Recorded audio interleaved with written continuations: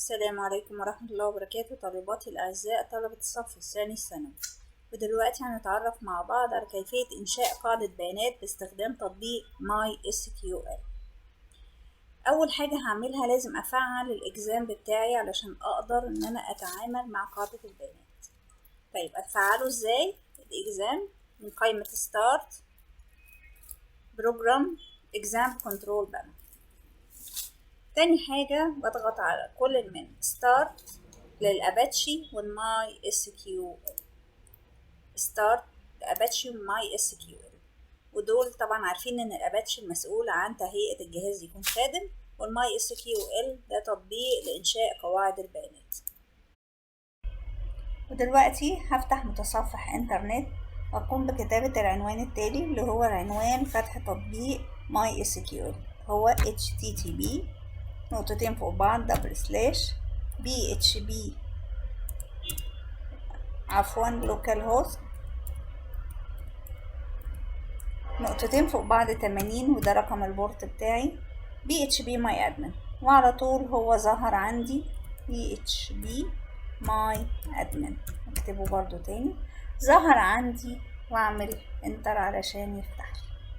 تمام، هو ممكن يتأخر شوية وانا اصلا مجهزاه. تمام، متأخرش. اول حاجة هعملها ان انا هضغط على database او new، الاتنين يفتحولي اسم قاعدة البيانات اللي انا هبدأ في انشائها. لو ضغطت على database الاقي نافذة اتفتحت باسم create database. ابدأ انشئ الداتابيز بتاعتي، ولتكن اسميها deck 1 او خليها deck 2 علشان انا عندي اصلا قاعدة بيانات باسم deck 1 واسم deck والdictionary. تمام، ثم اضغط create. على طول هبص هنا على الجنب الشمال الاقي اسم deck 2 اتسجلت مع قواعد البيانات اللي انا انشأتها قبل كده. النافذة التانية اللي هتظهر نافذة create table علشان يطالب مني اسم جدول البيانات اللي انا هنشئها terms، وخليها terms 2 مثلا. تمام، وهنا طالب مني عدد الأعمدة للجدول وانا هقول له 4، ثم اضغط زرار جو.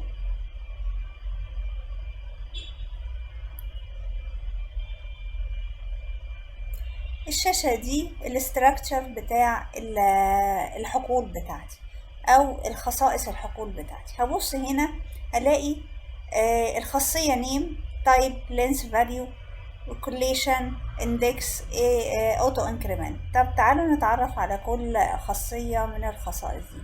اول خاصية النيم اللي هي الاسم الحقل، اول اسم للحقل او اول حقل عندي اسمه اي دي. تاني حقل عندي اسميه تيرم اللي هو المصطلح. تالت حقل عندي ترانس اللي هو ترجمة. رابع حقل ترجمة المصطلح. رابع حقل عندي اسميه definition.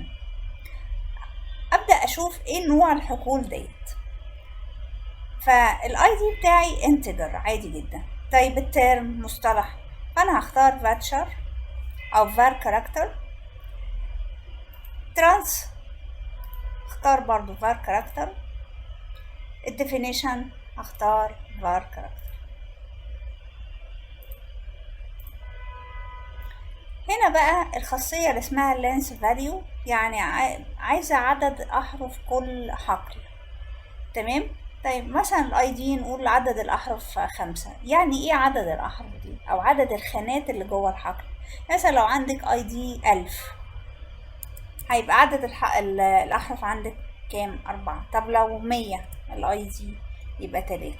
طيب لو 10 مثلا يبقى 2 وهكذا. طيب لو 1 هيبقى الحقل 1. طب 1 لغاية 9 هيبقى عدد الأحرف 1. طب افرض اي دي 10 و11 لغاية 20 وهكذا، يبقى احنا ادي كده مساحة عندي لعدد الأحرف مثلا نقول 5، علشان يعني لو الاي دي زاد عن 5 احرف. تاني حاجة الترم اسم المصطلح ممكن نديله 20 حرف وبراحتي، ده باختياري انا. الترانس التعريف ممكن اديله 100 حرف. الديفينيشن اديله 500 حرف علشان ده التعريف ممكن يبقى ايه النص بتاعه كبير شوية. بعد كده الكوليشن هنا انا هختار UTF-8. طب يعني ايه كوليشن دي؟ خاصية او دالة لكتابة اظهار اللغة العربية في قاعدة البيانات بشكل صحيح. انا هختار UTF-8 بن، وبالمثل باقي الحقول. وبعد ما انتهينا من خاصية كوليشن لكل الحقول هندخل على خاصية الاندكس وهنخليها برايمري بس للاي دي. تمام، علشان هنخلي الاي دي حقل، الاي دي هو حقل مفتاح اساسي. في هنا خاصية اسمها اوتو انكريمنت خاصة برضو بالاي دي، معناها او وظيفتها انها بتخلي في تسلسل تلقائي او ترقيم تلقائي. بعد ما انتهينا من الخواص بتاعتنا خصائص الحقول هضغط سي.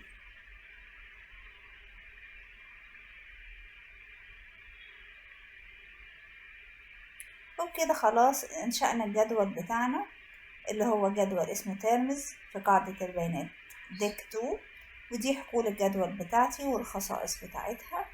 وبكده انتهينا من إنشاء قاعدة البيانات. شكرا والسلام عليكم ورحمة الله وبركاته.